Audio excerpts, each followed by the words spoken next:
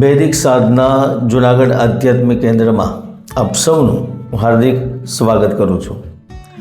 કન્યા રાશિવાળાઓ, તમે આ વિડીયો જોવાની શરૂઆત કરી રહ્યા છો તો મને વિશ્વાસ છે કે તમારા મનમાં એક સવાલ વારંવાર ઉઠતો હશે કે થંબનેલમાં લખ્યું છે 2026માં કન્યા રાશિવાળાઓ સાથે શું થશે। એક સવાલ બીજો પણ મનમાં ફરી રહ્યો હશે કે 2026નું વર્ષ આટલું ખાસ કેમ થઈ રહ્યું છે, જેને જાણવા તમારા માટે મહત્વપૂર્ણ રહેશે। એવી તો કેવી પરિસ્થિતિનું નિર્માણ થઈ રહ્યું છે જેના લીધે આચાર્યજી લખવા પર મજબૂર થયા છે કે 2026 કન્યા રાશિવાળાઓ સાથે શું થશે। આજે એ જ વિષય પર ચર્ચા કરીશું અને તમને જાણકારી આપીશ કે 2026 કન્યા રાશિવાળાઓ માટે કેવું રહેશે। જ્યોતિષમાં જેમનો સૌથી વધારે પ્રભાવ છે તે શનિ જાન્યુઆરીમાં પૂર્વાભાદ્ર નક્ષત્રમાં પ્રવેશિત રહેશે, તો એ બદલતી સ્થિતિનો પ્રભાવ તમારા જીવન પર કેવો રહેશે। રાહુ જે સ્વયં એક સત્તા છે તેનો પ્રભાવ તમારા પર કેવો રહેશે। ગુરુ જે પદ અને વિવાહના કારક છે તે જ્યારે જૂન મહિનામાં કર્ક રાશિમાં પહોંચશે, ઓક્ટોબરમાં સિંહ રાશિમાં પહોંચશે તો ક્યાં મોટા ઉલટફેર કરશે।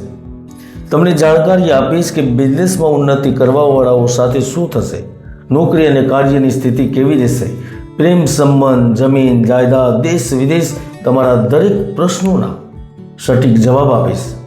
ધનને લઈને, પ્રેમને લઈને, સમાજને લઈને, સામાજિક સ્થિતિઓને લઈને કેવા મોટા બદલાવો થશે, આજે એના જ વિશે આ વિડીયોમાં જાણકારી આપીશ। તો આ વિડીયોને ખૂબ જ ધ્યાનથી સમજવાનો છે, સાંભળવાનો છે અને જોવાનો છે।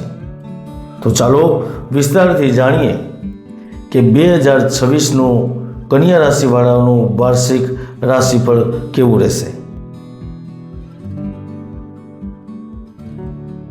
કન્યા રાશિફળ 2026 અનુસાર 1 જાન્યુઆરીથી 31 ડિસેમ્બર 2000નો સમય તમારા જીવનના રંગબેરંગી ખ્વાબોની હકીકતમાં તમારી સામે પ્રસ્તુત કરવાનો છે, જેની તમે બ્લેક એન્ડ વ્હાઇટ પિક્ચરમાં હંમેશાથી સપનામાં જોયા કરતા હતા।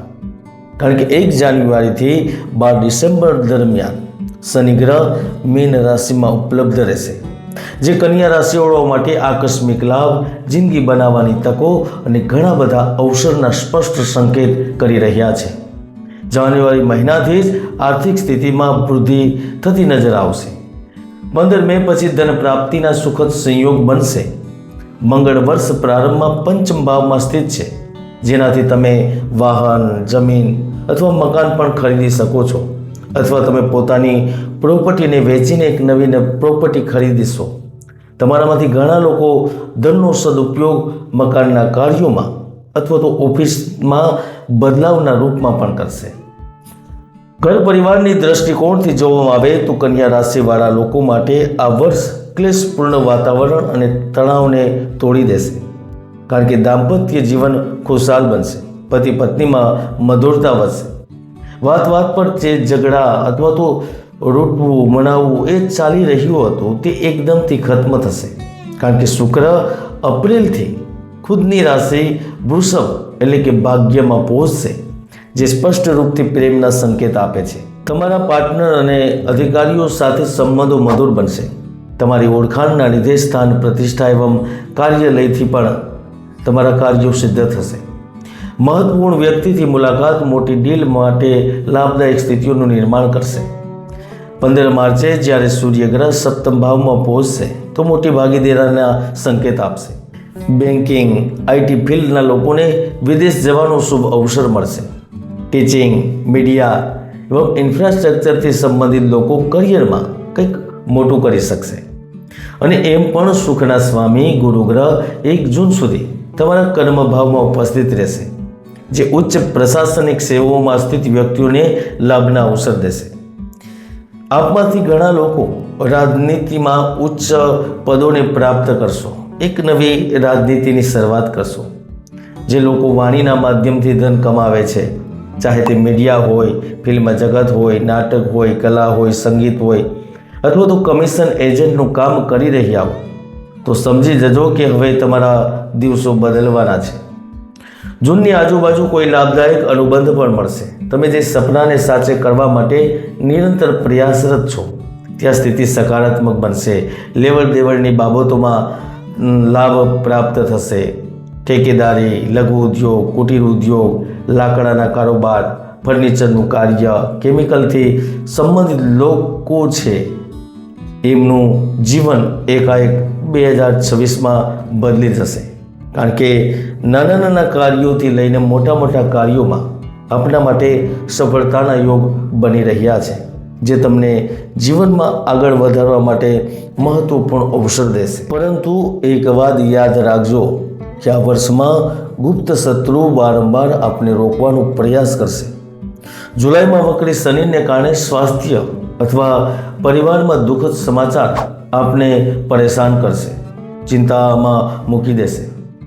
કન્યા રાશિવાળો, અમે જાણીએ છીએ તમે પોતાની ચતુરાઈ અને બુદ્ધિથી ધન પ્રાપ્ત કરવામાં સફળ રહો છો, પરંતુ શનિ ગ્રહ 17 મેથી રેવતી નક્ષત્રમાં પ્રવેશ કરશે તો ત્યારે કોઈ પોતાનું તમને છોડી શકે છે, અથવા તો તમારી જ કંપની, તમારો જ ભાગીદાર તમને ધોકો દઈ શકે છે.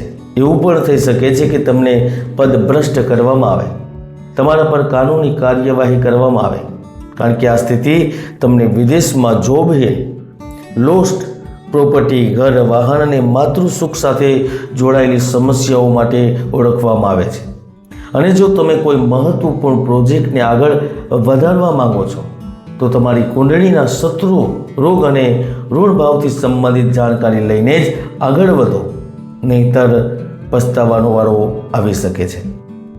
શુક્ર 2026માં પત્નીના સુખમાં વૃદ્ધિના સંકેત આપે છે. પોતાના તરફથી પણ આપણાપણું મહેસૂસ થશે.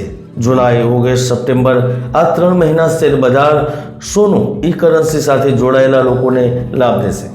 તો માર્ચ, એપ્રિલ અને જુલાઈમાં તમે ઇન્ટ્રાડે અથવા તો કોમોડિટી બજારથી પણ લાભ મેળવશો. શત્રુના સ્વામી શનિ થઈ રહ્યા છે, તો ખરેખર આખું વર્ષ જુલાઈ, ઓગસ્ટ છોડતા તમે પ્રતિસ્પર્ધીઓને માત આપી શકશો. જો સ્પોર્ટ્સ સાથે સંબંધ રાખો છો તો તમે વિદેશમાં પણ પોતાનું નામ બનાવી શકશો.